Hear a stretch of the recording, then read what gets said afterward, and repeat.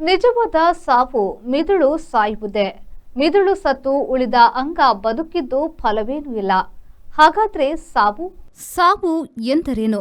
ಮುಖ್ಯವಾಗಿ ನಮ್ಮ ಎಲ್ಲ ಜೈವಿಕ ಕಾರ್ಯನಡಿಗಳು ನಿಂತು ಹೋಗುವುದು ಪ್ರವಾಹದಲ್ಲಿ, ಹಿಮಾಲಯದ ತಪ್ಪಲಿನುದ್ದಕ್ಕೂ ಭಾರತ ಪಾಕಿಸ್ತಾನಗಳಲ್ಲಿ ಸಾಲು ಸಾವಾಗಿವೆ. ಸಾವಿಗೆ ಗಡಿಗೆರೆಗಳೂ ಇಲ್ಲ. ಟರ್ಕಿ ಸಿರಿಯಾ ಗಡಿಯ ನೆಲನಡುಕದಲ್ಲಿ 50,000ದಷ್ಟು ಜನ ದಶಕದಲ್ಲಿ ಸತ್ತಿದ್ದಾರೆ.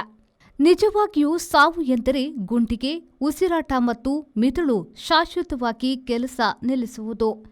ಮಿರಾಯ್ ಎಂಬ ತರುಣಿಯನ್ನ 178 ಗಂಟೆಗಳ ಬಳಿಕ ಹುಡಿ ಮಣ್ಣುಗಳಡಿಯಿಂದ ಮೇಲೆತ್ತಿ ರಕ್ಷಿಸಲಾದುದು ನಡೆದಿದೆ. ಸಾವಿನ ಬಗೆಗೆ ಹೇಗಿರಬೇಕು? ಅವರು ಈಗ ಸತ್ತರೂ ನಮ್ಮ ಸಾವು ಹಿಂದೆಯೇ ಕಾದಿದೆ.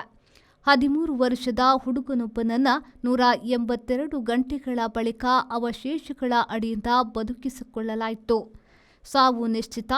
ಎಷ್ಟು ಮನೆ ಹಾಳು ಮಾಡಿ ಸತ್ತೆ ಎನಿಸಿಕೊಳ್ಳಬೇಡ. Vasudeva Stores. Store for your inner needs. Visit us to find trendy innerwear from major brands.